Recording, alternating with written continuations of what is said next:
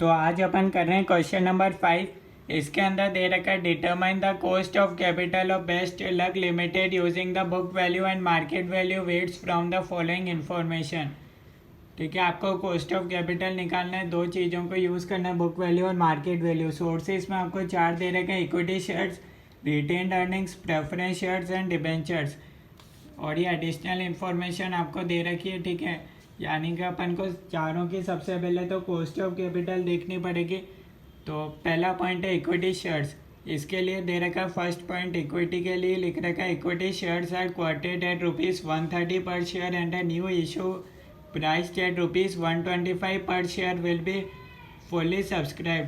Flotation cost दे रखा है विल बी ₹5 पर शेयर। तो सबसे पहले भैया अपन देख रहे हैं के ऑफ न्यू इक्विटी शेयर्स। इसके लिए फॉर्मूला होता है D1 divided by P0 into 100 plus G। के का मतलब होता है कॉस्ट ऑफ कैपिटल। अपन देख रहे हैं न्यू इक्विटी शेयर्स के लिए, तो सबसे पहले अपन को चाहिए D1 होता है करंट ईयर का डिविडेंड। डिविडेंड के लिए नेक्स्ट पॉइंट लिख रखा है during the previous 5 years dividends have steadily increased from 10.6 to 14.9 per share. Dividend at the end of current year is expected to be 15 per share. यानी कि यहाँ आपको दे रखा है डायरेक्ट करंट ईयर का डिविडेंड दे रखा है। ठीक है, 15 है। P0 कितना होगा भैया, देख लेते हैं भैया। P0 यानी कि नेट प्रोसीड्स कितना है, न्यू इश्यू प्राइस है 125, ₹5 का फ्लोटेशन कॉस्ट होगा, तो 125 माइनस 5 हो जाएगा। यहाँ हो जाएगा 120 इंटू 100 प्लस जी होता है ग्रोथ रेट। तो यहाँ डायरेक्टली आपको ग्रोथ रेट दे नहीं रखा, तो अपन को निकालना पड़ेगा ग्रोथ रेट। ठीक है, यहाँ 5 साल पहले का दे रखा है 10.6 था, प्लस 1 प्लस आर कितना परसेंट है ये अपन को पता नहीं है। 5 years during the previous 5 years, 5 साल में कितना हो गया, 14.19 हो गया। ठीक है, तो यहाँ पे इसको सॉल्व करोगे तो ये आएगा 1 प्लस आर की power 5 equals to 14.19 divided by 10.6, 1.338।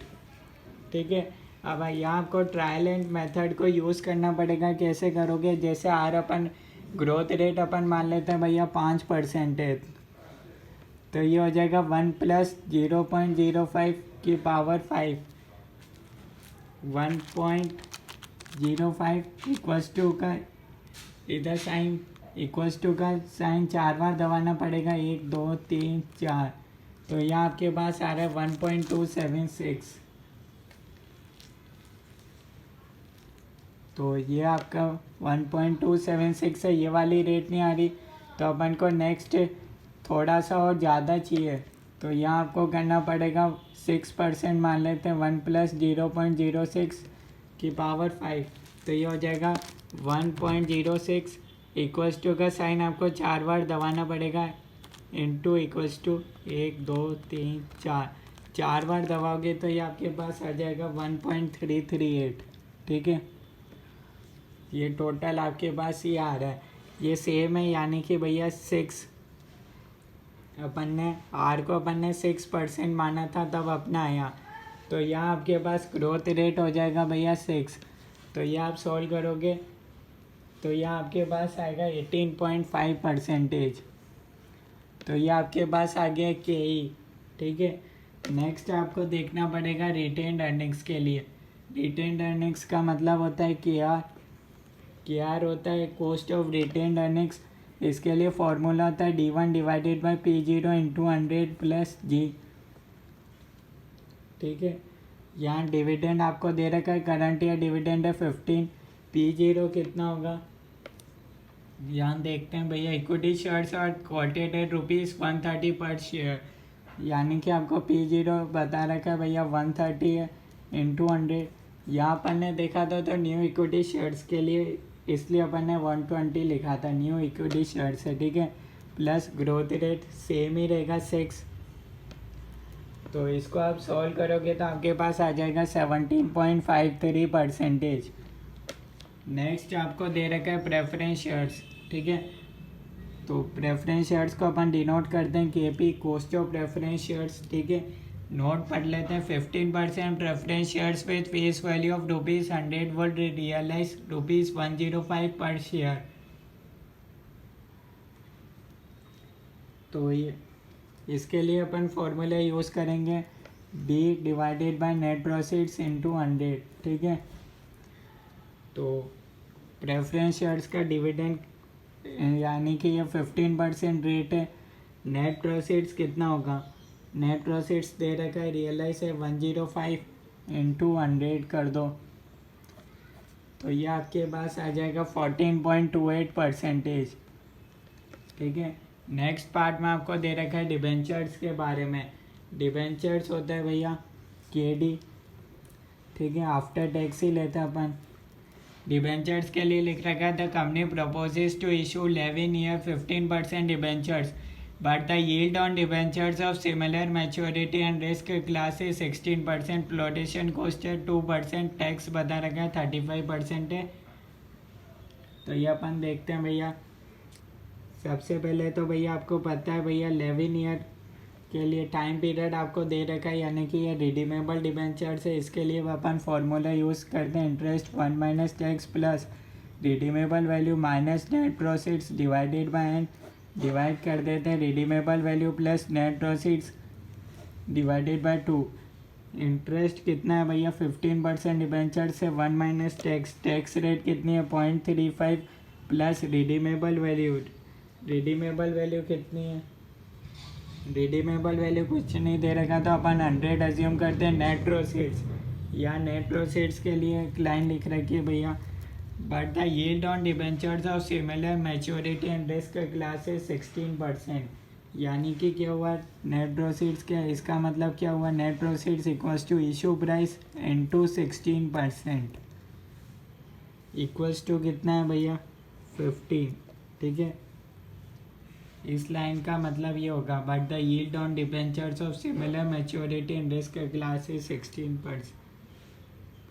ठीक है, तो यहाँ से अपने पास आ जाएगा भैया नेट प्रोसीड्स आ जाएगा। यहाँ से सबसे पहले तो भैया अपन सॉल्व कर रहे हैं भैया इशू प्राइस के लिए, तो यहाँ से अपने पास इशू प्राइस आ जाएगा। ठीक है, 15 डिवाइडेड बाय 16, इसको आप करोगे तो इशू प्राइस आ जाएगा 93.75। ठीक है, इशू प्राइस आ गया। अब यहाँ दे रखा flotation cost would be calculated on face value. Face value कितना था 100 का 2%, यानी कि ₹2 आपका फ्लोटेशन कॉस्ट है। तो नेट प्रोसीड्स तो हो जाएगा issue price minus flotation cost. 93.75 issue price है, ₹2 का फ्लोटेशन कॉस्ट, इशू प्राइस हो गया 91.75 and 11 year 100 plus 91.75 divided by 2। ठीक है, तो यहाँ आपके पास आ जाएगा भैया 10.95%। इसको आप सॉल्व करोगे तो यहाँ तक आपको कोई डाउट नहीं रहना चाहिए। कोई भी डाउट आ रहा है अभी तक तो कमेंट्स में बता सकते हो।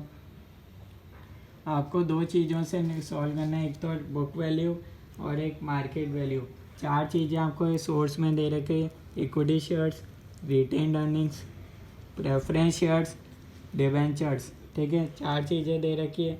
और बुक वैल्यू में आपको सबसे पहले बुक वैल्यू के हिसाब से दे लेते हैं 1 करोड़ 20 लाख है, 30 लाख, 36 लाख, 9 लाख।